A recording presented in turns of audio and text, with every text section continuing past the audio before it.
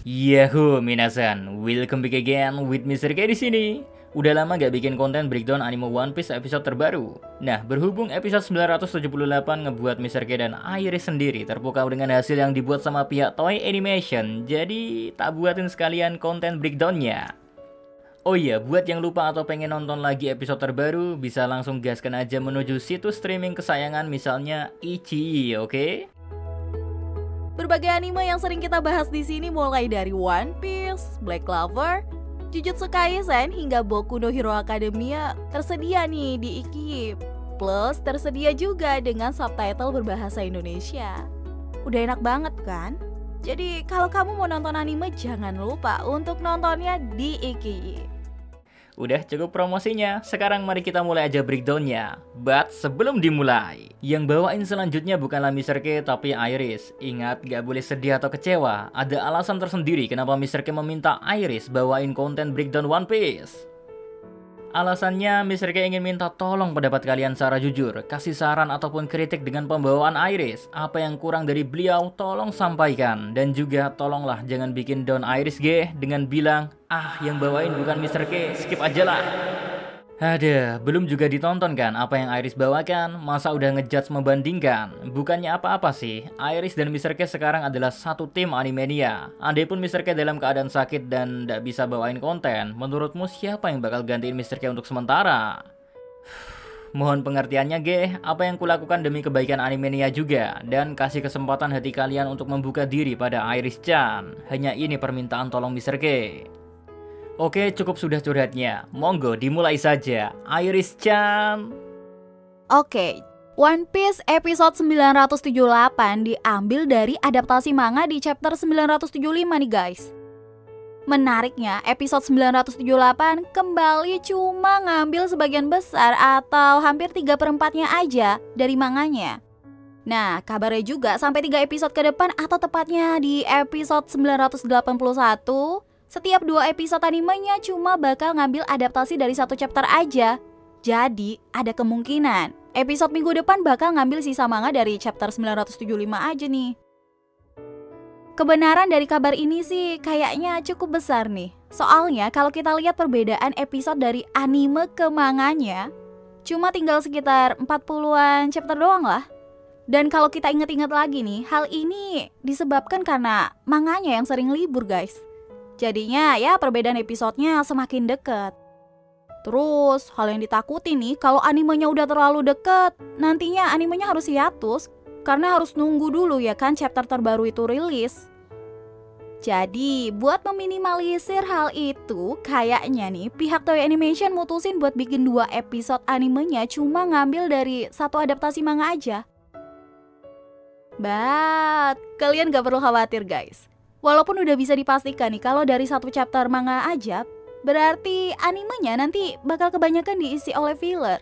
Soalnya waktu durasi anime yang harus 20 menit ya kan? Well, meskipun begitu, episode 978 udah jadi bukti kalau meskipun fillernya cukup banyak, tapi nggak mengurangi kualitas story yang ada. Jadi, meskipun bakal ada perbedaan nih antara versi manga dengan animenya, tapi kalau pemilihan momen tambahannya tepat, ya bakal lebih ngejelasin lagi story yang udah ada di manga sebelumnya ya kan? Perbedaannya nih mungkin sebenarnya bakal langsung kerasa saat kita menonton di menit-menit awal pada versi animenya. Ya pada versi animenya kan dimulai nih dengan memperlihatkan satu persatu kru dari mulai bajak laut topi jerami, kemudian ada bajak laut hati sampai bajak laut Kid yang udah hadir di titik perjanjian para aliansi pembebasan Wano Kuni. Di momen tersebut juga ditambahkan sedikit efek seperti glowing line effect yang memunculkan muka dari para kapten bajak lautnya nih. Mulai dari Luffy ya kan, Lau hingga Kid dibuat versi glowing line effect yang memunculkan kesan baru dari anime One Piece. Ya soalnya selama nonton versi animenya kan kayaknya hampir jarang banget ya kan anime One Piece ini nggunain editing yang kayak gini gitu loh. Terus karena penggunaannya yang gak berlebihan menambahkan kesan nih kita menonton animenya menjadi lebih enak. Ya kayak ada sesuatu yang baru aja gitu. Lalu momen pun dilanjutkan ke anak buah Kaido yang terkejut dengan kehadiran para bajak laut dari generasi terburuk. Nah, di versi animenya nih ditambahkan beberapa momen seperti para anak buah Kaido nih yang terlihat akan mulai melakukan serangan dengan meriamnya.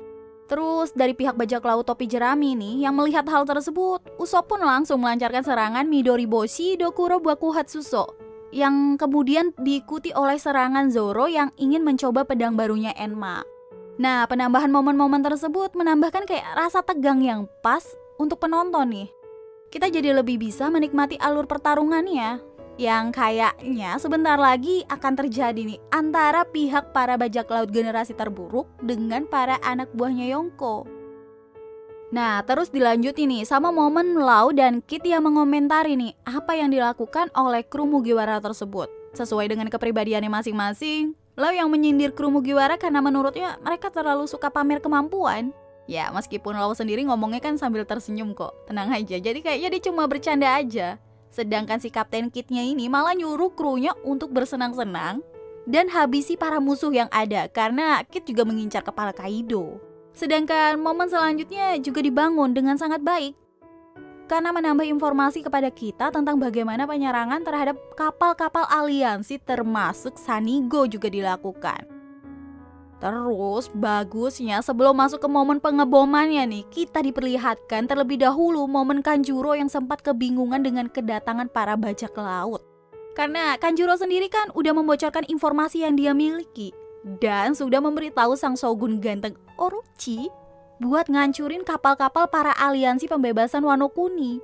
Ya untungnya aja ya kan, karena Sanigo terbuat dari kayu pohon adam, jadinya kerusakan yang ditimbulkan sama serangan tersebut ya cuma berdampak pada layar Sanigo aja yang terbakar. Dan epicnya lagi nih, di momen selanjutnya yang juga masih filler, memberikan kita informasi tentang apa yang dilakukan oleh kru Mugiwara pada malam sebelum penyerangan guys. Di momen ini kita diperlihatkan gimana para kru yang sedang memilih baju yang dipakai untuk pertarungan esok harinya. Dari informasi ini juga kita jadi tahu mengapa kru Mugiwara bisa memakai baju yang berbeda saat udah sampai di titik pertemuan. Ya soalnya kalau di manga kan gak terlalu diperhatiin tuh detail-detailnya ya kan. Padahal waktu di animenya nih pas banget Luffy make jubah hitamnya itu loh. Berasa banget gitu nostalgianya. Karena teringat akan Shanks yang juga pernah menggunakan jubah yang mirip kayak Luffy pakai. Terus kalau kalian sadar nih waktu momen flashback tersebut, kalau ditonton di resolusi yang cukup bagus, entah gimana aku sendiri ngerasanya di episode ini udah kayak movie aja waktu di momen itu gitu loh. Kemudian ada satu lagi nih yang menarik di episode kali ini, yaitu berhubungan sama kekuatan Lau dan Kid. Waktu keduanya bersama Luffy maju untuk menghancurkan kapal ya kan, di momen itu ada satu perkataan menarik dari Lau yang bilang, "Kalian tidak bisa menandingi kekuatan Rumku di tengah hujan." Ya, perkataan Lau tersebut cukup menarik karena di versi manganya kan nggak ada. Tapi, meski begitu perkataan Lau yang secara nggak langsung mau liatin kalau dia sangat OP banget. Kalau lagi hujan ya memanglah masuk akal ya kan. Soalnya waktu hujan itu Lau udah nggak harus mikirin mau pindah kemana atau mau mindahin musuhnya kemana ya kan. Karena Lau itu dikelilingi sama air hujan yang terus berjatuhan. Kalau kalian ingat momen pertarungan Lau sama Doflamingo di arc-nya Dressrosa, kalian juga pasti ingat nih kalau di sana Lau membawa batu-batu kecil di tangannya nih. Untuk jaga-jaga kalau semisalnya di sekitarnya tuh nggak ada ya objek yang bisa dipakai buat berpindah tempat. Sementara dari Kid sendiri, hal yang menarik di episode kali ini adalah bagaimana efek yang dikeluarin di animenya ketika Kid menggunakan jurus Pang Vice-nya. Ya, kalau dari salah satu forum tentang One Piece, ada yang bilang nih kalau One Piece di episode 978 untuk proses pembuatan animasinya dibantu nih oleh studio Voxel sebagai studio yang bertanggung jawab buat animasi CG-nya. Padahal nih, seperti yang kita tahu ya kan, One Piece ini salah satu anime yang jarang banget pakai animasi CG.